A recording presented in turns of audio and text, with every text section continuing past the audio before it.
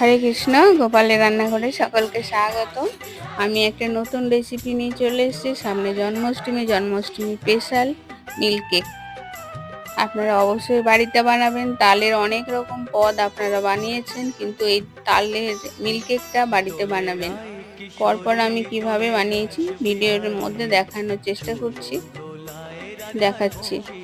দেখুন, আমি একটা ভেঙে দেখালাম কত সুন্দর হয়েছে। প্রথমে 200 গ্রাম ছানা নিয়েছি, আর এখানে 100 থেকে 150 গ্রাম কাজু বাদাম পেস্ট করে নিলাম, 200 গ্রাম মিল্ক পাউডার নিলাম, আর একটা বড় তাল, খুব মিষ্টি তালটা, সেই তালের শাঁস আমি বার করে রেখেছিলাম। সব উপকরণগুলো আমি এখানে মিশিয়ে দিলাম। চিনিও ওখানে আমি 200 গ্রাম অ্যাড করেছি। আর এইদিকে 1 লিটার দুধ গাঢ় করে আমি ক্ষীর করে জাল করে রেখেছিলাম আগে থেকেই। ওই ক্ষীরের মধ্যে মিল্ক কেকের যে উপকরণগুলো সব মিশিয়ে দিলাম, দিয়ে আমি